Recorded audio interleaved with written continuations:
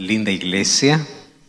Y para nuestros amigos que están acompañándonos allí en redes sociales, estamos desde la iglesia de los peregrinos en Miami, para tantos lugares, tantos países donde están sintonizando esta semana especial con un título desafiante: Decisiones inquebrantables. He escuchado muchos elogios, pero el de hoy sí sobrepasó a todos. Me veo joven, pero en persona adolescente, me dijo allá, solo que aquí cambió un poquito el discurso. No quiso decir lo otro. Gracias por todo el cariño recibido. He podido abrazar a tantas personas, estrechar la mano a tantas personas aquí. Gracias por estar hoy. Vamos a comenzar hoy hablando sobre uno de los asuntos más relevantes de nuestra iglesia. Y como ya oramos, vamos a abrir la Biblia. Y antes permítanme hacer una brevísima introducción sobre la importancia, no mía, ni siquiera como iglesia, sino de Jesús que le dio a este tema. Yo estuve revisando un poco en los evangelios cuál sería la mayor preocupación de Jesús antes de ir a la cruz. Y en Juan capítulo 17 yo encuentro la súplica que hace al Padre. Y le dice: Padre, yo quiero que ellos sean uno, así como tú y yo somos uno. Porque Jesús sabía que el pueblo que le seguiría estaría tan firme en la palabra que la palabra los haría inamovibles. Pero había un espacio donde Satanás podía aprovechar, y es dividiéndolos, causando problemas internos para poder dividir no la doctrina, sino los miembros de iglesia a través de doctrinas equivocadas. Y aquí yo encontré un asunto interesante. Juan capítulo 14, que se conoce como el sermón de despedida de Jesús antes de la cruz, es el último sermón que Jesús da no para multitudes, sino lo da solamente para sus discípulos. Y en ese sermón existen dos promesas. La primera promesa es la que hace arder nuestro corazón. Y comienza Jesús su sermón diciendo: no se turbe vuestro corazón. Creed en Dios, creed también en mí. En la casa de mi Padre hay muchas moradas. Voy a preparar lugar, vendré otra vez. Esa es la promesa de su regreso, que quería colocarle en el corazón de los discípulos y de todos los seguidores, la que haría que nuestro esfuerzo, nuestra motivación, nuestro despertar cada día tenga sentido, porque al despertar todo cristiano debe decir: ¿cómo quisiera que Jesús regrese hoy? Y la promesa de la segunda venida. Pero existe una segunda promesa descuidada. Y digo descuidada porque poca importancia se le da. Ustedes saben que en Juan capítulo 14 existe la promesa de otra venida. Primero, la venida de Jesús. Y segundo, la venida del Consolador. ¿Quién era ese Consolador? El Espíritu Santo. ¿Cuál es la garantía que Jesús me da de que Él va a volver por segunda vez? Porque ha pasado tanto tiempo y puede ser que en el transcurso del tiempo las cosas vayan enfriando. El fuego, el fervor, la entrega del comienzo vaya perdiéndose, vaya diluyéndose en el tiempo. Pero ¿qué cosa me garantiza que Jesús viene por segunda vez? Es que Él ya cumplió la promesa de la venida del Consolador. Entonces, Jesús dijo: yo vendré otra vez, pero antes de que yo venga a este mundo por segunda vez, os enviaré ¿a quién? Al Espíritu Santo. Y hay dos cosas que me garantizan la venida de Jesús. La primera es su primera venida al nacer y morir. Y la segunda es que del último sermón ya una promesa está cumplida: el Espíritu Santo. Eso me garantiza que Él vuelve. Pero aquí viene un asunto interesante. Cuando se habla del Espíritu Santo, ha surgido tantas hipótesis e ideas extremadamente fantasiosas creadas por la mente humana. Yo comencé mi ministerio siendo profesor, y una de las cosas más desafiadoras para poder enseñar especialmente a mentes de adolescentes es colocarles en ellos la idea o el concepto correcto de algunos principios, y uno de ellos, por ejemplo, era cómo muestra el Espíritu Santo. Y cuando a ustedes les digo cuál es la primera imagen que ustedes tienen del Espíritu Santo, cada uno va a tener la suya, porque cada uno tiene un concepto diferente. Cuando yo les digo imagínense cómo es Jesús, para algunos Jesús tiene el cabello largo, otros cabello corto, para unos ojos azules, otros ojos negros, cara redonda, cara larga. Cada uno tiene una imagen de acuerdo a lo que vio o le enseñaron. ¿Y cuál es la imagen que tenemos del Espíritu Santo? La imagen del Espíritu Santo siempre recordamos por símbolos, como una paloma, como fuego, como aire, y por allí surgen ideas extrañas. Es energía, es electricidad, tiene una manifestación diferente. El Espíritu Santo no es una persona, el Espíritu Santo es el mismo Padre, es el mismo Jesús. Tantas cosas allí. Y eso ha hecho que los cristianos de este siglo no le den tanta importancia al Espíritu Santo. Porque tú no puedes convivir o tú no puedes relacionarte con alguien que no sabes quién es. Y si no se conoce el Espíritu Santo, pues ¿para qué me relaciono con él? ¿Para qué voy a pedir algo que no sé quién es, no sé cómo es, no sé cómo existe? Y cada vez hay una menos intención del cristiano en buscar a Dios y específicamente el Espíritu Santo. Y por tantas ideas que surgen allí, unos negando la presencia del Espíritu Santo, otros dando forma al Espíritu Santo, y créanme, este es uno de los temas más complejos de poder enseñar. Yo estuve allí buscando mucha información sobre el Espíritu Santo. Aquellos que acompañan Biblia Fácil, yo desarrollé una serie de 15 temas hablando solo del Espíritu Santo. 15 horas solo del Espíritu Santo. Y aún así el tema quedó todavía abierto para muchos otros temas. Pero hoy yo quiero resumir todo eso diciendo lo que las Sagradas Escrituras dicen. El Espíritu Santo no es una fuerza, no es una energía, no es ni siquiera los símbolos, porque los símbolos son apenas representaciones para conocer un poquito de ese Dios de amor. Es como Jesús dice, es la puerta, pero yo no me imagino a él como una puerta. Jesús dice, yo soy el buen pastor, pero es una imagen. Él dice, yo soy el pan de vida, pero no es pan. Así es que el Espíritu Santo dice que es como paloma, pero no es paloma. El Espíritu Santo dice que es como fuego, pero no es fuego. Son apenas símbolos. Entonces, ¿quién es el Espíritu Santo? Resumiendo todo, el Espíritu Santo es una persona divina. Pero ahí entra en un problema. ¿Cómo es una persona divina? No lo sé. Cuando yo te hago una pregunta y te digo así, ¿cómo imaginas una persona? Lo primero que tú imaginas es, una persona es alguien que tiene ojos, nariz, boca, labios, es una persona. Y desde allí parte nuestro concepto equivocado del Espíritu. Porque nosotros, ¿qué cosa creemos? ¿Cómo será el Espíritu? El Espíritu Santo tendrá ojos, nariz, boca, porque si es persona, no. El Espíritu Santo es una persona divina. ¿Y por qué es una persona divina? Porque para que alguien sea identificado persona, necesita tener 3 características. Primera característica que hace a los seres humanos personas singulares. Número 1, tiene capacidad de voluntad, decisión, decide. Número 2, una persona tiene emociones. Y número 3, una persona es inteligente. Ahora fíjense una cosa, Dios hizo al ser humano imagen y semejanza. ¿Qué cosa le dio? Inteligencia. ¿Qué cosa le dio? Emociones. ¿Qué cosa le dio? Capacidad de ejercer su voluntad. Eso hace de una persona. Porque si tú me dices, una persona es alguien que tiene ojos, nariz y boca, un mono tiene ojos, nariz y boca y no es persona.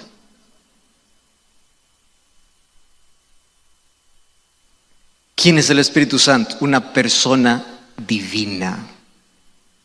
Y el único de los 3, hablando del Padre, Hijo y el Espíritu Santo, que es parecido por ser semejante al ser humano en todo, menos en pecar, es Jesucristo. Pero del Padre y del Espíritu Santo, la Biblia solo dice es una persona divina. Y cuando hablamos del Espíritu Santo, tiene todos los atributos de Dios Padre y Dios Hijo y todo, y eso podemos hablar extensamente, pero aquí voy al punto que quiero mostrarles. Antes de ir Jesús, dijo: yo vendré, pero antes viene el Espíritu Santo. Y ustedes, cuando van a Hechos capítulo 1, van a encontrar una cosa impresionante. Cuando Jesús sube para el cielo, ¿saben qué es el último tema que Jesús toca? La venida del Espíritu. Y los discípulos ahí están preocupados, le dicen: Señor, tú vas a reconstruir, restaurar nuestro reino. Y Jesús dice: eso no les compete a ustedes, dejen los tiempos para el Padre, pero vendrá el Espíritu Santo. Lo último que Jesús dijo a sus discípulos es: esperen el Espíritu, esperen el Espíritu, esperen el Espíritu. Él les dará poder, con Él podrán predicar al mundo, estremecer el mundo, transformar el mundo. No es su capacidad, no es su tecnología, no es el poder, no es su intelecto, es el poder del Espíritu, porque Él los guiará. Ahora, qué interesante, el último tema que Jesús toca antes de ir al cielo es el Espíritu Santo. Recibiréis poder. ¿Y saben qué cosa más me fascina?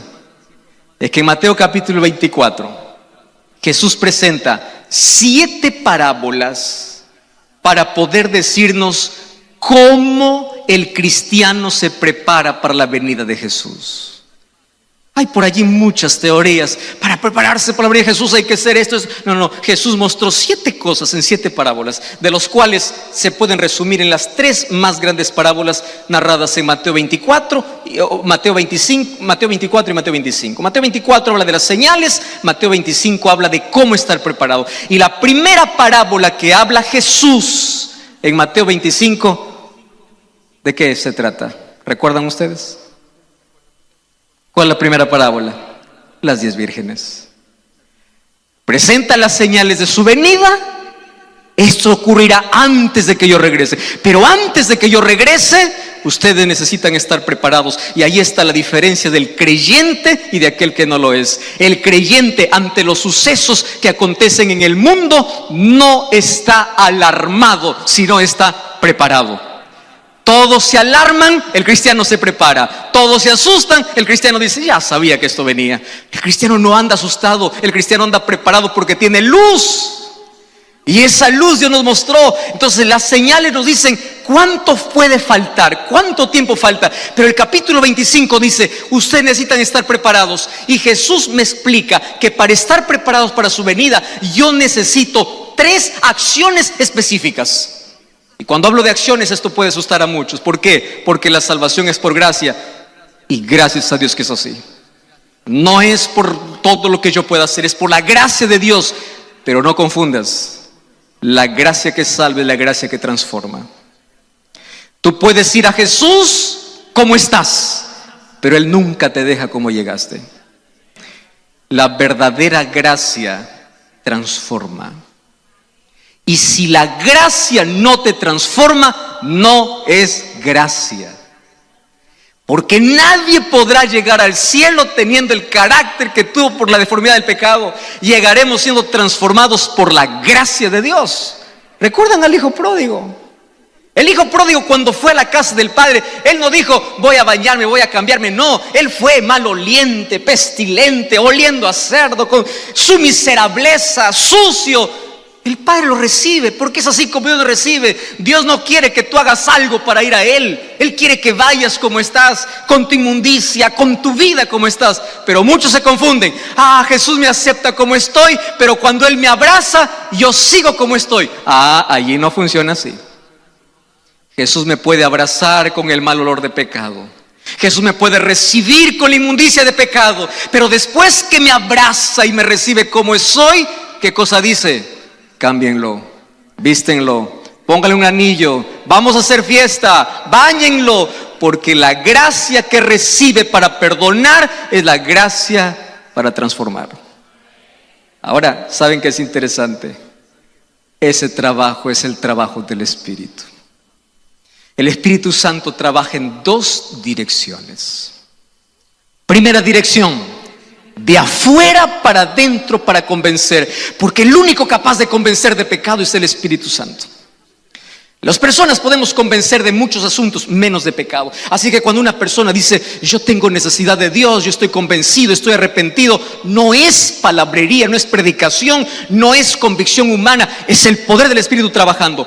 Pero muchos solamente han permitido que el Espíritu Santo les convenza, pero no los convierta.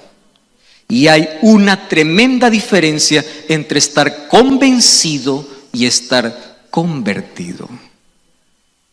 Muchos están convencidos y no convertidos. ¿Saben por qué? Porque no entendieron la obra del Espíritu Santo. ¿Y qué cosa me enseña Jesús? 3 acciones, no se olviden. Primera acción, parábola de las 10 vírgenes. 10 esperando al novio. Eso era normal en la cultura de Jesús. Las novias le esperaban en su casa.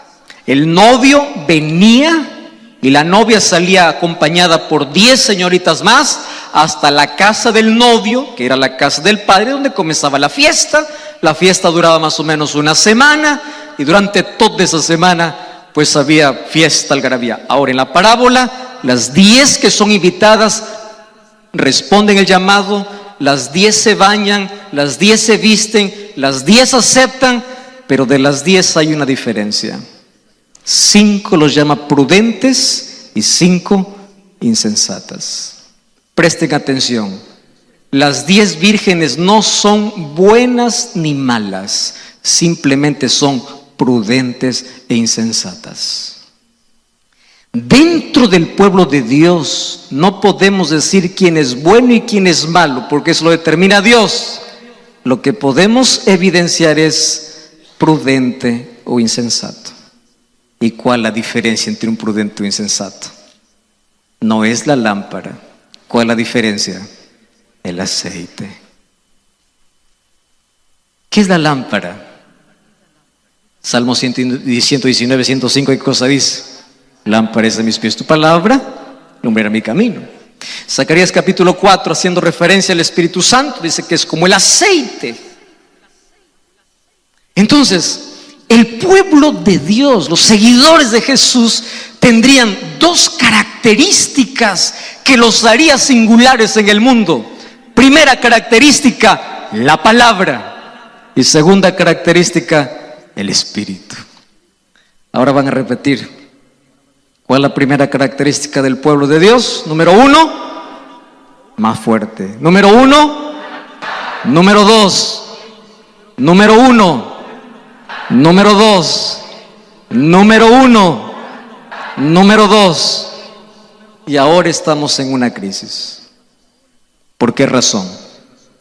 Porque muchos que creen ser parte del pueblo de Dios ya no estudian la palabra ni creen más en la palabra. ¿Ustedes saben cuánta gente hay que coloca sus sentimientos por encima de la palabra? Hoy la gente ya no dice si es Dios la Biblia que está de acuerdo. Dice, yo siento. Los sentimientos están por encima de los principios. ¿Cuántas veces yo tengo que predicar un mensaje diciendo, la Biblia dice eso? Y la gente responde, pero yo siento otra cosa. O sea, la gente le hace caso más a lo que siente. Yo me siento bien. ¿Cuántas veces predico? Lo que estás haciendo no es correcto, dice la palabra, pero yo me siento bien. ¿Y quién te dijo que los sentimientos están por encima de la palabra? ¿Quién te dijo que lo que crees, lo que opinas está por encima de la palabra? Y es preocupante porque ahora el pueblo, inclusive de parte de los que esperan a Jesús, ya no quieren más fundamentarse en la palabra, sino van tras tendencias, tras youtubers, tras influencers, lo que el pastor dice, lo que tal fulano dice, y no lo que la palabra dice.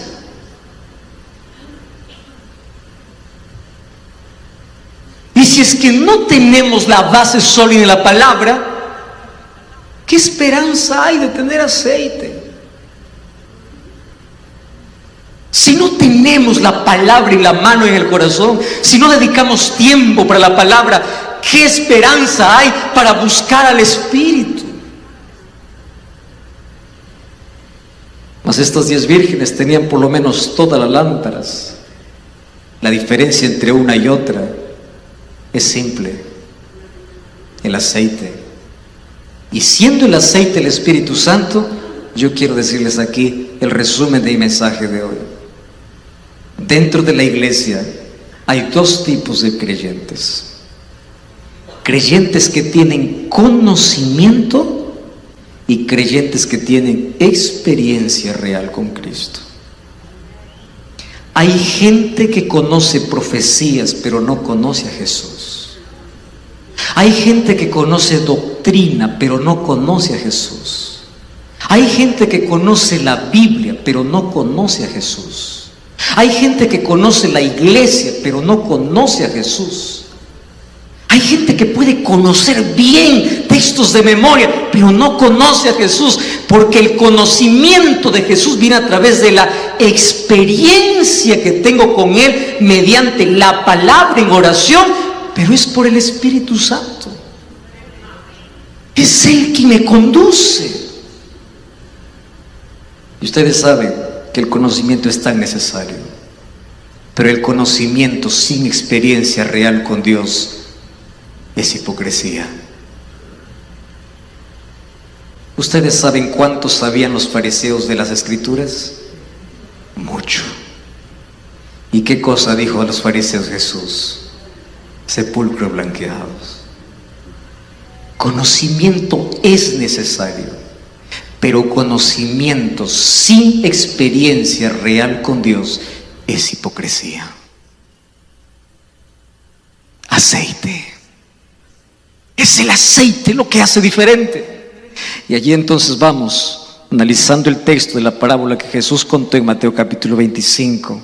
Dice que 10 vírgenes estaban con sus lámparas que salieron a recibir al esposo. Mateo capítulo 25, versículo 3. Insensatas tomaron sus lámparas, pero no tomaron aceite. Las prudentes tomaron aceite, pero cuando se tardó el esposo, cabecearon todas y se durmieron. A la medianoche se oyó un clamor: viene el esposo, salid a recibirle. Todas aquellas vírgenes se levantaron, arreglaron sus lámparas. Las insensatas dijeron a las prudentes: dadnos de vuestro aceite, nuestras lámparas se apagan. Mas las prudentes respondieron diciendo: para que no nos falte a nosotros ni a ustedes, vayan a los que venden, compren y vuelvan. Mientras ellas iban a comprar, vino el esposo, cerró la puerta. Cuando ellos tocaron la puerta, él les dijo: no los conozco. Y Jesús termina su parábola diciendo así: velad, porque no sabéis el día ni la hora en que el Hijo del Hombre ha de venir. O sea, junto a la palabra tiene que ir el aceite. Junto con la palabra del Señor tienes que buscar al Espíritu. ¿Y por qué razón? Déjenme decirles de manera breve 5 o 4 razones por las cuales necesitamos del Espíritu en la vida. Número 1. La primera razón es porque sin el Espíritu no hay luz. Ustedes se acuerdan del mensaje que Jesús dio en el Sermón del Monte, Mateo capítulo 5, versículo 14. Jesús dijo: vosotros sois la luz del mundo. Pero ¿saben en qué contexto Jesús lo dijo? Las lámparas nunca podían brillar sin aceite, porque en ese tiempo no había electricidad. Para que una lámpara brille, ¿qué cosa debería tener? Aceite. Entonces viene la pregunta: ¿de qué manera yo puedo ser luz para el mundo si no tengo el Espíritu? ¿De qué manera yo puedo reflejar a Cristo y el amor de Jesús si no tengo comunión con el Espíritu? Imposible. Entonces, si yo quiero brillar y si yo quiero ser la luz del mundo, necesito del aceite, porque es el aceite quien da luz. La luz es Jesús.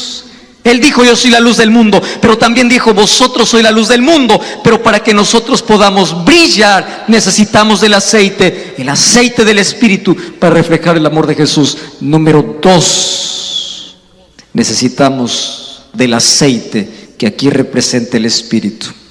¿Saben por qué? Porque el aceite era el símbolo de consagración. ¿Con qué se ungía a los reyes? Con aceite. ¿Con qué se ungía a los sacerdotes? con aceite. ¿Y ustedes saben por qué los ungían con aceite? Porque el aceite era el símbolo de consagración. ¿Ustedes saben qué cosa hace que podamos llevar una vida consagrada y entregada al Señor? El Espíritu Santo. Y cuando vamos a Apocalipsis 5:10 dice que nosotros somos llamados para formar un reino de sacerdotes, y Dios, para formar un reino de sacerdotes, tiene que ungir a su pueblo, y el ungimiento a su pueblo es a través del Espíritu. Por eso es que el Espíritu representa ¿qué cosa? El aceite. Número 1, sin aceite no hay luz. Número 2, sin aceite no hay consagración. Y número 3, sin aceite no hay sanidad. Y yo quiero dedicar apenas unos minutos aquí. Abran sus Biblias, el libro de Levítico capítulo 14, versículo 17 y versículo 18. Levítico capítulo 14, versículo 17 y versículo 18. Lean conmigo. Miren para qué más se usaba el aceite y por qué estas 10 vírgenes quedaron fuera, sin la fiesta, a pesar de que estaban esperando al novio.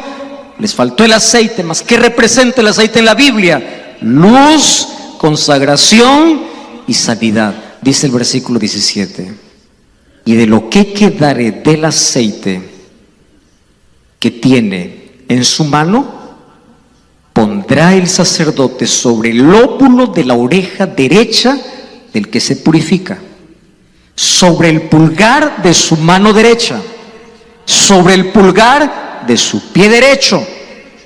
¿Encima de qué lo pondrá el aceite? ¿Qué cosa dice el texto? ¿Encima de qué? De la sangre. Repitan otra vez. ¿Encima de qué colocaré el aceite el sacerdote? Encima de la sangre. Y de lo que quedare del aceite que tiene en su mano, lo pondrá ¿sobre qué? Sobre la cabeza del que se purifica, y hará el sacerdote expiación por él delante de Jehová. Déjenme explicarles brevemente. Ustedes saben para quién fue dada esta orden. Para las personas que estaban volviendo a la vida normal después de haber sido excluidas por la lepra que tenían. La lepra era la enfermedad más incurable, los apartaba de la familia, de la vida, y estaban condenados a morir. La lepra también es el símbolo del pecado, representa el pecado que destruye, que acaba, que nos mata lentamente. Pero un día, cuando esa persona era declarada limpia, no se integraba así nada más al pueblo.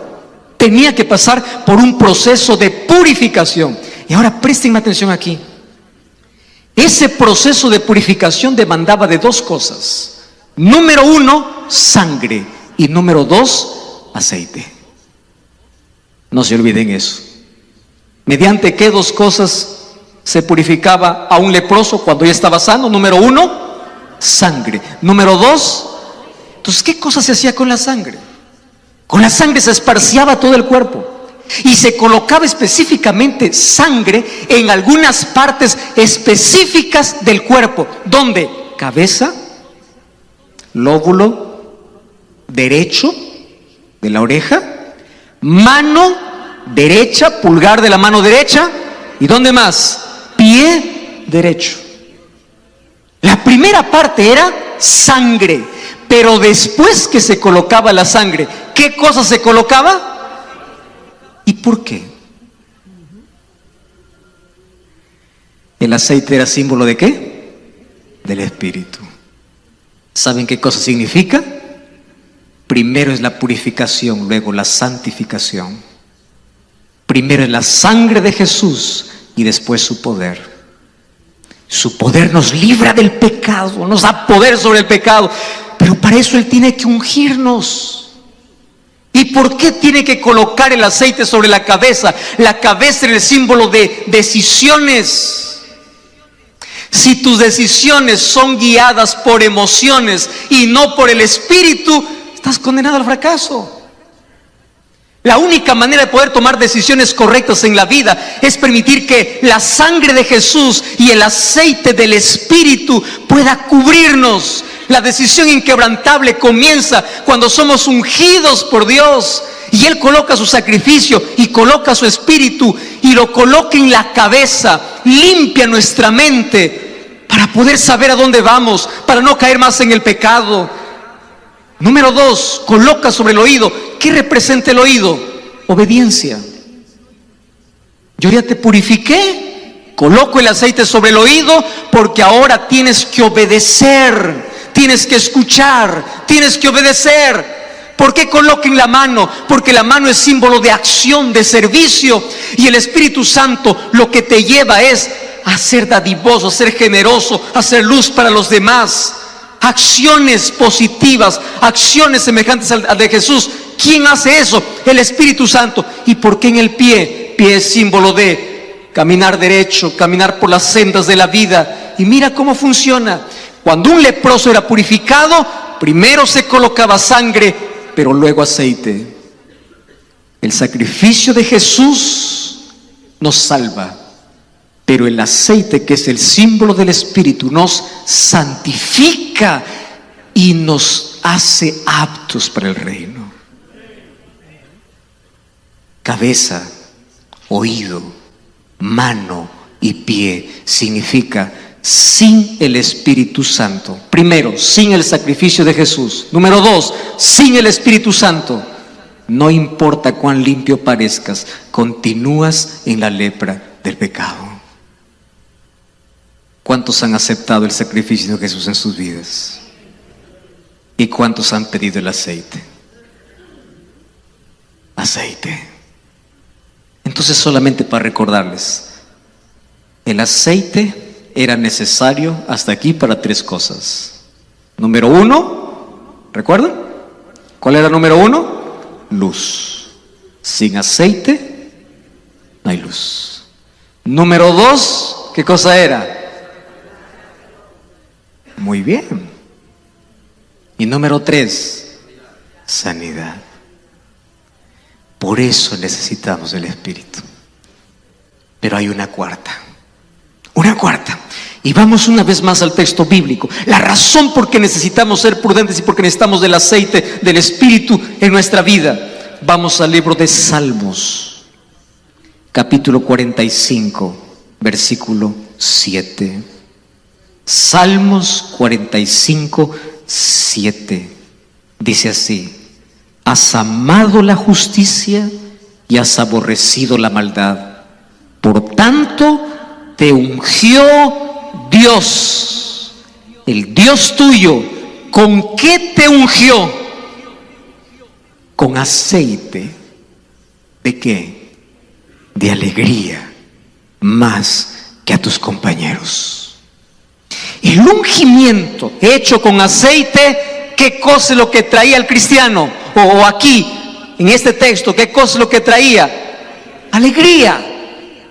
Entonces, no existe una vida cristiana llena de satisfacción en Cristo sin el Espíritu. La vida cristiana para muchos es la carga más pesada, porque solamente piensa en una lista de prohibiciones, cuando la vida cristiana tiene que ser un camino de satisfacciones. ¿Cómo es que yo puedo decir a las personas, alégrate en el Señor, si toda la vida me ven amargado? ¿Cómo yo puedo mostrar a un Dios que me dé esperanza si me hundo en la desesperación ante el primer problema? Entonces, ¿qué cosas del Espíritu? Trae armonía, equilibrio, alegría. Por eso es que el fruto del Espíritu, según Gálatas capítulo 5, es amor. Y lo primero que viene después del amor, ¿qué cosa es? Es alegría. Entonces, necesitamos del aceite por lo menos para 4 cosas importantes en nuestra vida. Y aquí voy a tomar un examen porque yo creo que han estado atentos en este mensaje. 4 cosas importantes. Vamos a hacer un resumen. La última preocupación de Jesús antes de ir al cielo es: reciban el Espíritu. El último mensaje de Jesús es: esperen el Espíritu. Él les dará poder, Él los guiará, Él los limpiará, Él convencerá de pecado.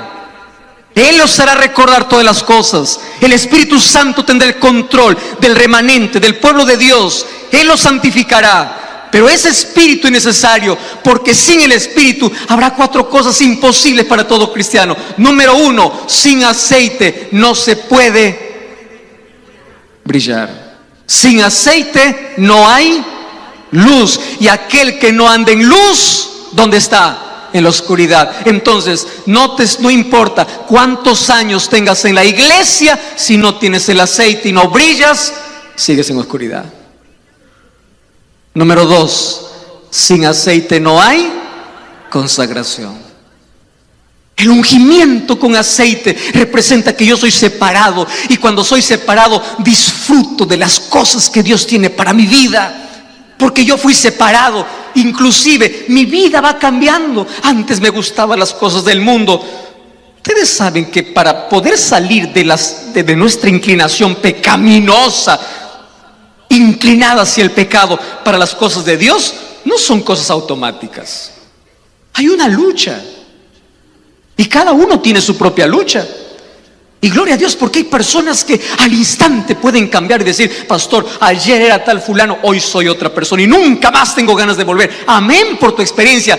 Pero hay otras personas que tienen toda una vida luchando. Conozco tanta gente: pastor, yo soy un poquito infeliz en la iglesia porque la iglesia parece que prohíbe. Claro, entendieron mal el asunto, porque la iglesia no prohíbe. Lo que queremos hacer en la iglesia es que la iglesia camine en armonía con los principios establecidos por Dios. Pero hay personas que no entienden y luchan con eso. ¿Qué cosa les falta entender? Esa consagración. Para eso necesitan el Espíritu Santo. Yo quiero que entiendas una cosa: la gente nunca cambia cuando tú los apuntas. La gente cambia cuando tú oras por ellos. La gente cambia cuando tú te acercas y le dices: vamos a buscar juntos al Espíritu. La gente no cambia por una noche de culto. La gente cambia cuando, saliendo del culto, va a su casa a ponerse de rodillas en la presencia de Dios. La gente no cambia por un asunto específico en la vida. La gente cambia en la medida que pasa tiempo con Dios. Por eso es que hay tanta gente que está 50 años en la iglesia con la vida de 50 años atrás, porque se conforman con un culto y se olvidan que la búsqueda del aceite y del Espíritu es todo momento, es todos los días, es toda la semana. Consagración. ¿Qué me consagra? ¿Qué hace diferente? ¿Qué rompe mi esclavitud? ¿Qué me hace separado para Dios? El Espíritu Santo. Número 3, ¿qué cosa es el aceite? Sanidad. Y créeme una cosa: el aceite del Espíritu no solamente nos sana de las grandes secuelas que nos deja el pecado. El aceite del Espíritu también sana nuestros vacíos. También cubre nuestra vida. Y finalmente, sin aceite, la vida cristiana sería una vida de amargura y tristeza. Si tu cristianismo no te hace feliz, es porque te falta el aceite. Si ser cristiano no te hace feliz y te hace una persona amargada, aislada de todos los demás, criticón de todos los demás, juzgando a todos los demás, te aseguro que lo que te falta es el aceite. Y el aceite del Espíritu es aquello que finalmente nos permite entrar en las bodas del Cordero. La gente, o las prudentes, entraron porque tenían 2 cosas en sus vidas. Número 1, lámpara, y número 2, el aceite. A mí me encanta cómo termina esta parábola. Y no me encanta por el final específicamente, sino por la manera como Jesús nos muestra. Y Jesús termina así: las que se fueron a comprar, cuando volvieron, ellas tenían la intención, ellas tenían el deseo, pero no tenían la experiencia. Cuando querían entrar a la fiesta, el esposo sale y le dice: ¿quiénes son ustedes? Ahora les hago la pregunta: ¿acaso ellas no habían estado esperando al esposo? ¿Por qué el esposo no les conoce? Y Y aquí viene la lección importantísima. No os conozco, apartaos de mí. ¿Y cuál es la lección que Jesús da? La lámpara es importante, pero estará completa cuando tiene aceite. Tu fundamento, tu creencia, tu fe debe estar en la palabra, pero solo estará completo cuando la palabra sea parte de tu experiencia conmigo. Porque de nada sirve recitar 100 versículos de la Biblia, pero vivir tan lejos de Dios. Ahora, ¿qué cosa es lo que Jesús me enseña? En Mateo capítulo 7 dice: muchos me dirán en aquel día, en tu nombre, en tu nombre, en tu nombre. ¿Y qué cosa yo les diré? Nuevamente, no los conozco. Ahora vamos a juntar las dos expresiones. ¿A quién les dijo no los conozco? Aquellos que no tenían el aceite. En Mateo capítulo 7, 21, Jesús dice: ¿a quién le dice no los conozco? Aquellos que hicieron cosas buenas. Usted revisa Mateo 7, 21. En tu nombre echamos fuera demonios, en tu nombre hicimos milagros. ¿Cosas buenas o no? Buenas. ¿Por qué Dios no los conoce? La razón es simple.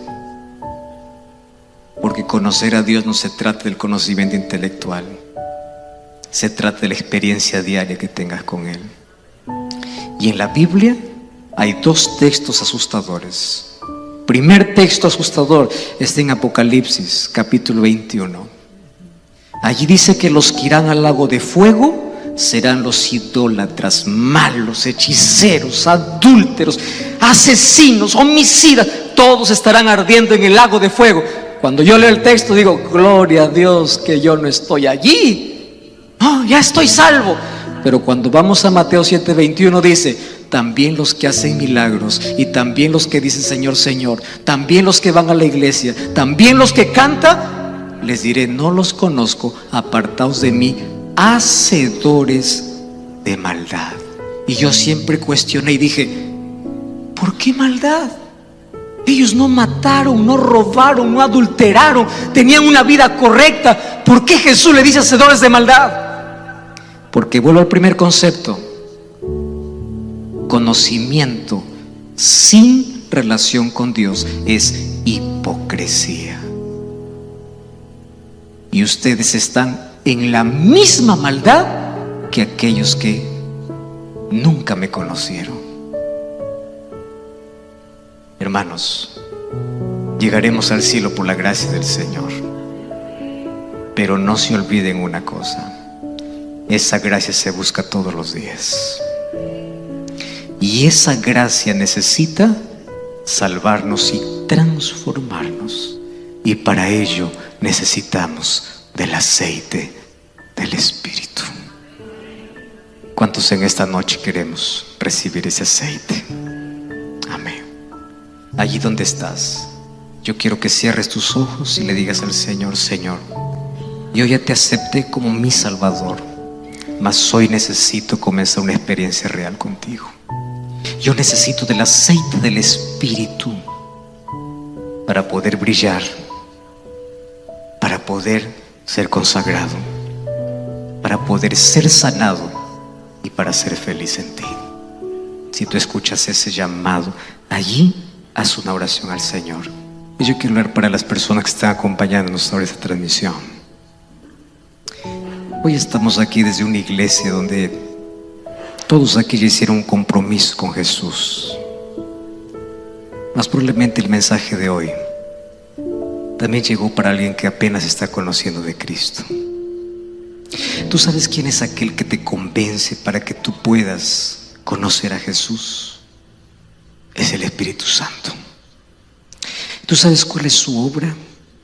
Todos los días al despertar, Él está allí listo para impresionar y llamar tu atención.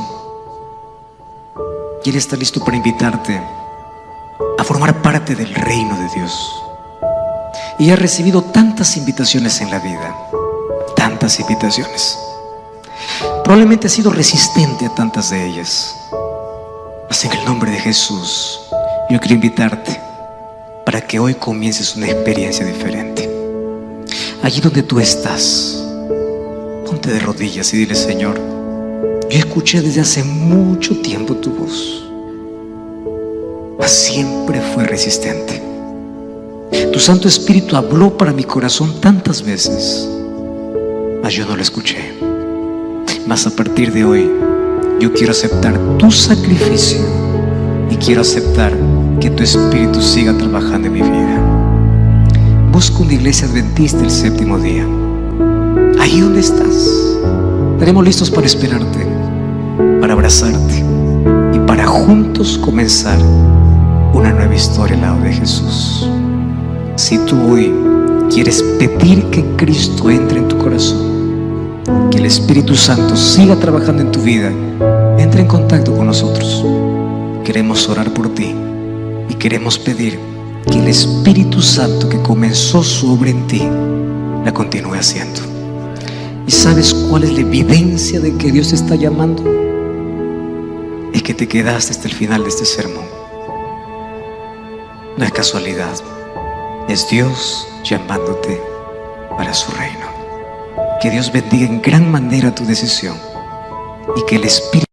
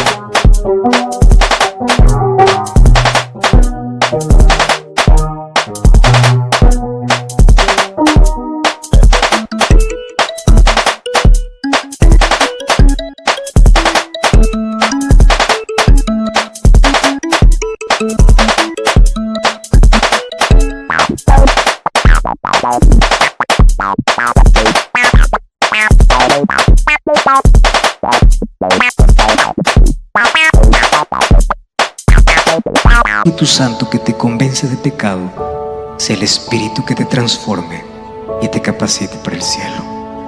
Mientras tanto, nosotros aquí busquemos ese poder todos los días.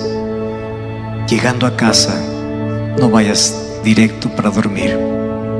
Anda a casa y de rodillas suplica que el Espíritu Santo pueda darte el aceite para hacer luz, para ser consagrado, para ser sanado y para ser feliz. ¿Quieres pedir eso? Ponte de pie, vamos a orar. Gracias, Señor, por tu palabra. Hoy, entendiendo el mensaje que viene del cielo, queremos reconsagrar nuestra vida. Nos entregamos a ti, aceptamos una vez más el sacrificio de Jesús, mas junto con el sacrificio aceptamos que tu Santo Espíritu siga trabajando en nuestro corazón. Aquel que nos convenció de pecado, que hoy comience ese trabajo de transformación, donde cada día podamos ser más semejantes a ti. Jesucristo pueda ser revelado a través de nuestras acciones, de nuestra vida, y que tu Espíritu pueda prender esa luz en cada creyente, para que por donde pasa podamos marcar la diferencia, pero esa diferencia que inspira, que hace que las personas puedan mirar a Jesús. Ayúdanos a ser cristianos felices, consagrados, curados, reflejando tu gloria. Toma nuestra vida en el nombre de Jesús. Amén.